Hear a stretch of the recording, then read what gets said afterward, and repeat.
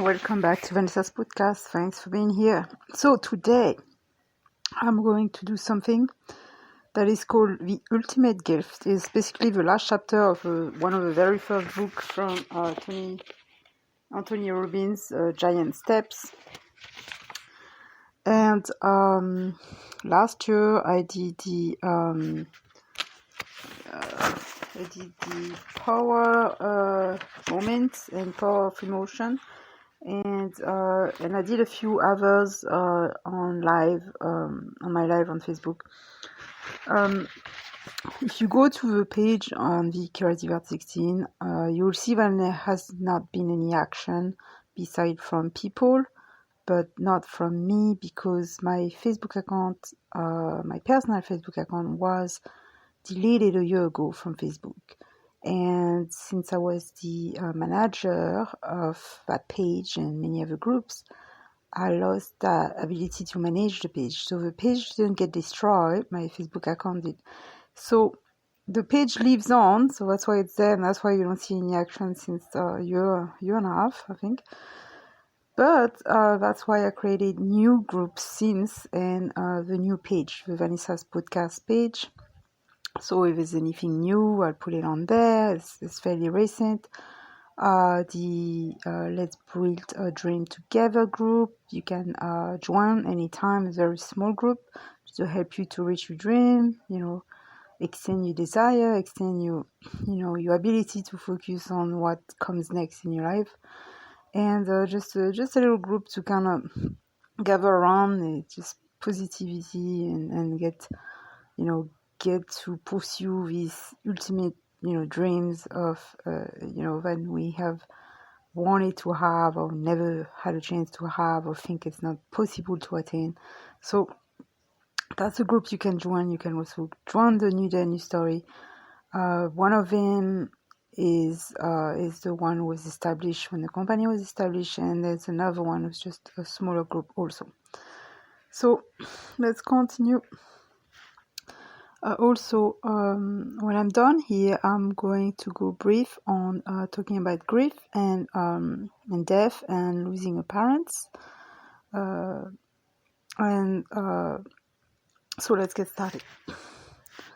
So for more than a decade, I've had the unique honor of working with people from virtually all walks of life. From the privileged to the impoverished. One thing stands clear: regardless of stature, only those who have learned the power of sincere and selfless contribution experience life's deepest joys through fulfillment. Sorry about that.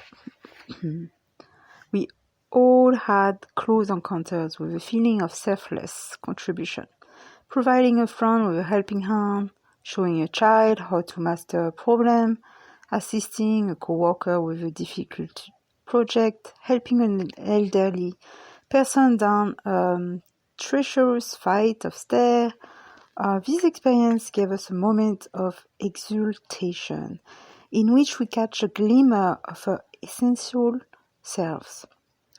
And it moves us to be truly inspired by those who consistently give of themselves. This section is your invitation to become a consistent giver, to join a spiritual team that is committed to sharing the gift of possibility with those who seek to improve the quality of their lives. The conscience of an entire nation received a wake-up call through the simple yet courageous action of one man. When Sam Labird signed on board the Maria Luisa as a temporary crew member, he risked his life to videotape the carnage wrought upon dolphins by tuna fishing.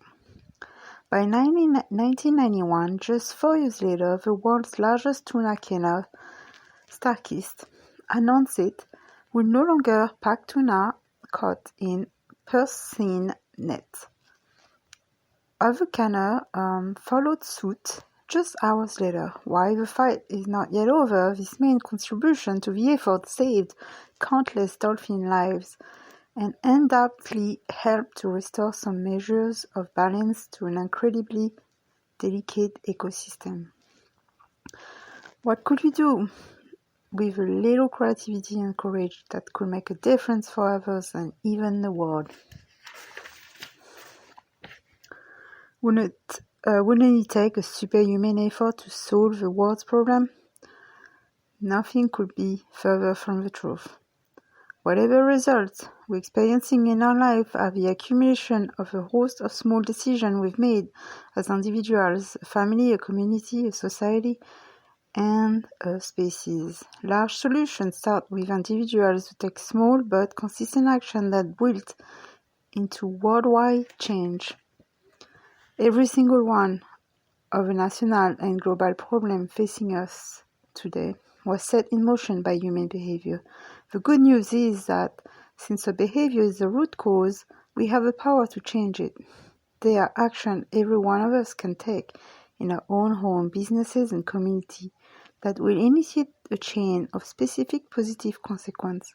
The only limit to our impact is our imagination and commitment.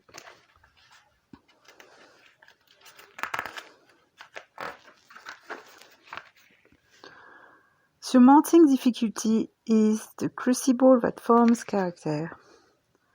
You might assume that Mother Teresa was born to heroism. I've seen the movie, by the way, I don't know if any one of you have. But as a teaching nun in a relatively wealthy section of Calcutta, she rarely crossed the poorer parts of town. One evening, however, she heard the cries of a dying woman. Mother rushed to her aid and spent the rest of the night unsuccessfully seeking aid at various hospitals. When the woman finally died in her arms, Mother's life was transformed.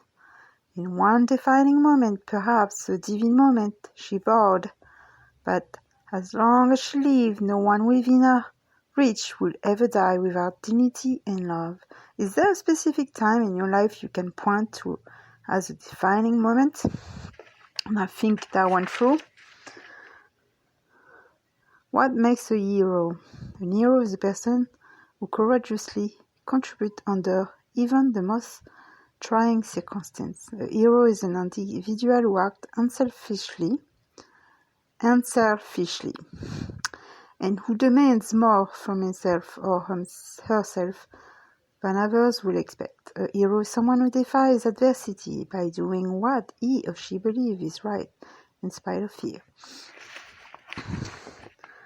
A hero is not someone who is perfect. We have no heroes. And if this were our standard, we are all made of mistakes, but that doesn't invalidate the contribution we make in the course of our lives. Perfection is not heroism, humanity is. How can we tackle giant social issues? Know that within each of us glimmers the light of heroism, just waiting to be fanned into a mighty flame. The first key is to hold ourselves to a higher standard and fulfill this promise. When society problems seems overwhelming, each of us can take immediate control by changing our belief. Most important, we must stop believing that these challenges facing us are permanent and pervasive, that one's actions don't matter. Did Gandhi give up because he was only one man? Did Mother Teresa surrender her passion because she was just one nun fighting the pain of the impoverished? Did Ed Roberts buckle under the strain of being a lone advocate for the rights of disabled people? Do something today to demonstrate that your action makes a difference. Volunteer to comfort crack baby at your local hospital. Serve dinner to homeless people. Even if you think it doesn't matter or it makes no difference. Help an adult learn to read. Teach parenting skills to teenage mothers. Take a bouquet of balloons to a retirement home. I thought that one was sweet, but how are you actually gonna do this? Hello, I'm just bringing some balloon to a random person in here. What would happen if you cultivated a friendship with a homeless person and offered some experience that he or she may not have enjoyed in a long time, perhaps ever? How would a trip to a movie theater or beauty parlor make someone living on the street feel special, cared for, worthy?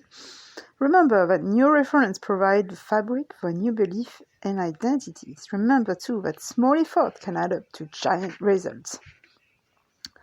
So, here's the tip. Do something this week. Decide now what you will do. Schedule it. Write it down. Make it happen. I promise you that the reward of giving that far outweighs any effort you may make. Our everyday decision will shape the world we pass on to future generations.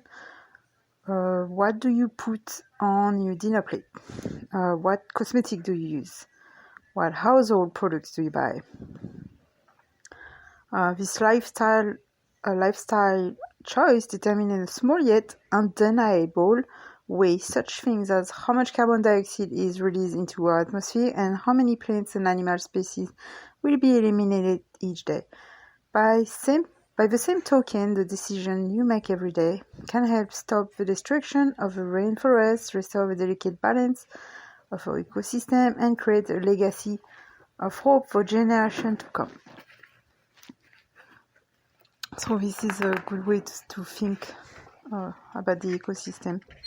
Little things just by taking your plastic bags and all your plastic bottles to recycle bins. Don't mix them up. This is one little thing that you can do. And try not to accumulate plastic bag at the grocery store. And try not to pick up if you see a bunch of plastic near beaches or water. We don't need to wait until we have a grandiose master plan to make a difference. We can have impact in a moment, in doing the smallest thing, in making what often seems like an insignificant decision. It's true that most of our heroes are hidden behind what appear to be small acts done consistently. Look around you. Those heroes, there are heroes everywhere.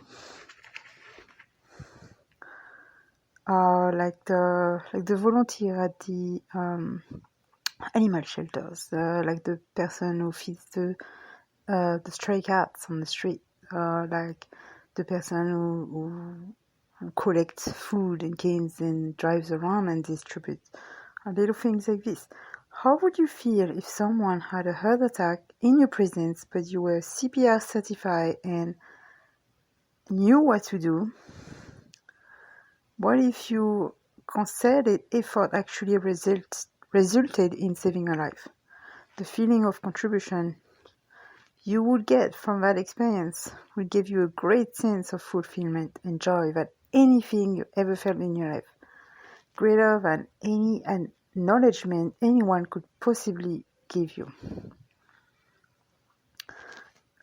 greater than any amount of money you could possibly earn, greater than any achievement you could possibly have. So sign up for a CPR class. Next, something as simple as a smile can make a person's day. What if you were in a grocery store and instead of wandering aimlessly from the artichoke to the zucchini, you actually noticed and acknowledged each person with a cheerful grin as you pass? What if you gave sincere compliment to a stranger? Could you in that moment change their emotional state enough so that the smile or compliment could be passed on to the next person they saw as well? Could there be a domino effect set in motion by that one action?